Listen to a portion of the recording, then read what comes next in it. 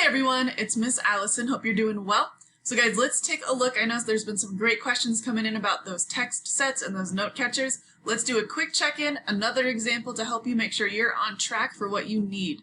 The more work you do on these now, the easier your essay will be next week when we go to draft that, okay? So I'm going to choose prompt number 1 here, and I'm going to be writing about how does my character or characters from my text show resilience, right, in the face of adversity, in the face of obstacles. I'm going to use a different story where we went over a few of these in class. This is not a part of your text set, but I'm going to use the Three Little Pigs. So you can see that I've gone through this story and I went through and I highlighted when I saw a character overcome an obstacle.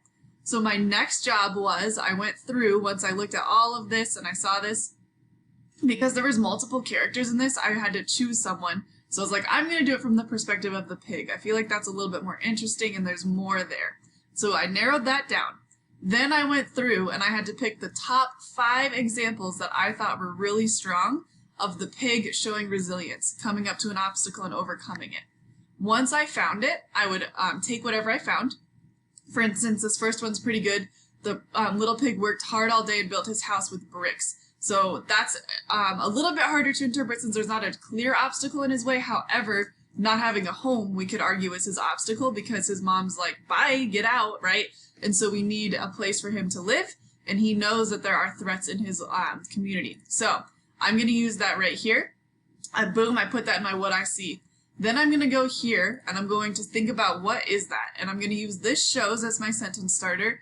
If you don't want to, that's okay, but that helps me get started, okay? Well, what does this show about? And I just explained it to you as I was thinking about it. Like, what does this show about him?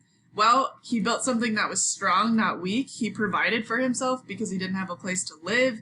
He thought ahead. There's a lot that goes into that small decision he made that you can write about.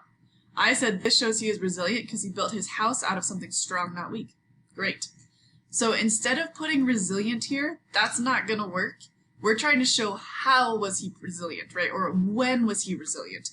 I'm going to use the word resourcefulness here. He was resilient when he looked at his resources and decided, this is what I'm going to do, okay? That's going to be, I think, your biggest challenge is coming up with a word here. So let's look at another example. He says this a lot, right? No, no, no, not by the hairs of my chinny chin chin, and his brothers say it. I chose this because I felt that this was resilience when they're saying no to the wolf. You cannot come in, no.